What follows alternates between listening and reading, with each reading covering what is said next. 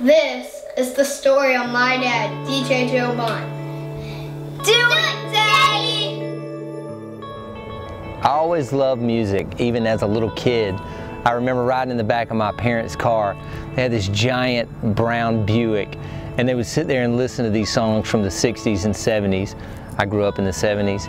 And I remember Marvin Gaye and the Temptations and Gladys Knight and the Pips, and just riding in the back of their car were some of the earliest memories of music I had. Around the age of 13, I guess, is when I really started DJing and actually getting paid to do it. And I remember somebody approached me to DJ one of these teen club dances at maybe the Rec Center or something in Wilson. And so I had like a dozen records and my parents' home stereo, and I took it out, and I remember setting it up. So around 16, I remember getting a phone call from the local DJ in town that was kind of, you know, the #1 mobile DJ in Wilson, and he asked me if I wanted to buy his business, his equipment, all of his contracts that he had booked, and you know, without even thinking about it, I said absolutely. And the next thing I know, I'm hooking up his trailer, and I've got this big trailer full of gear, and I'm off, you know, starting my own business. So back when I was a kid, I used to come to this place right here on the corner, and it was called Valley's Record Store then. And there was a guy, he was a DJ that worked there. His name was Mean Rod Dean. And every Friday I would come in and I'd say, oh, I got a show tomorrow, Rod. I got to get some records. He would go through and he'd pull all the records, stack them up on the counter. I'd take my bag of records out and I'd get to the door, and every time without failure, he'd look at me and said, do it right tonight, Joe.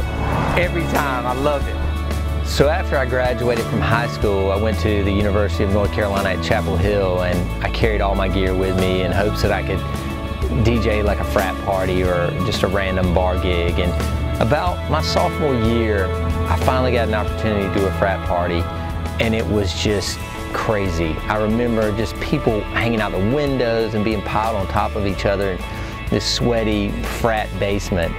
And literally overnight, it turned into me playing 4 or 5 nights a week and still getting up and going to class the next day. It was insane. So in the mid-90s, I finally graduated from Chapel Hill, and I really didn't want to play in the frat basements. I didn't want to be up until 6 in the morning anymore. And that's when I started doing the club gigs and learning to mix a little bit better, and just really trying to perfect the art of DJing. So I did the club gigs really through the 90s into early 2000, but I just hit a point where I just didn't want to be out in the clubs anymore. And that's when I started thinking, you know, how can I keep doing this? It's so in my blood, I can't give it up now. You know, I've been doing it since I was a little kid. How can I keep doing this? And that's when I started thinking about doing weddings. It just made sense. It just was the natural progression for me to go from a club DJ into a mobile DJ or a wedding DJ. So I started becoming more and more popular as a wedding DJ, more so than a club DJ. And that was probably early 2000s. And I remember thinking to myself, every time somebody calls you and you turn away that call, they're still gonna get married, they're still gonna get a DJ.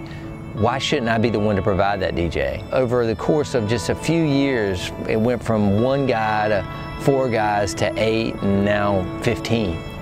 I honestly just love to DJ weddings. I mean, there's nothing like that feeling when the bride and groom come in the room and everybody stands up and goes crazy, and they hit the dance floor, the bride hands off her bouquet, and they go into that first dance, and you've just got that moment when everybody's attention is on the bride and groom, and you know that you're just a small part of that day.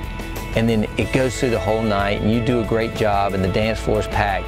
And right before the bride and groom leave, you know, to their big sparkler exit and their car waiting outside, that they come over to you and literally give you a hug because you made their night. You know, you were the entertainment. You're what people are going to remember 50 years from now. Honestly, I said earlier that music was my life, but at this age and the way I feel now, there's nothing to me more important than those 2 little boys and my wife. The weekends with my family are also something that are so important to me.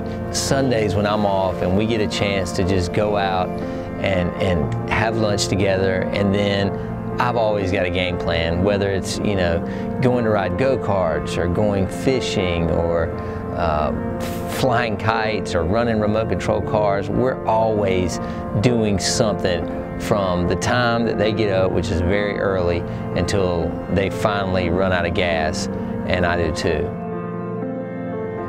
Almost every day I run into people that I grew up with or people from college, and they'll come up to me and go, "Hey man, what are you up to now?" And I basically just look at them and I say, I'm still doing what I always did. I can't imagine doing anything else. I'm DJ Joe Bunn.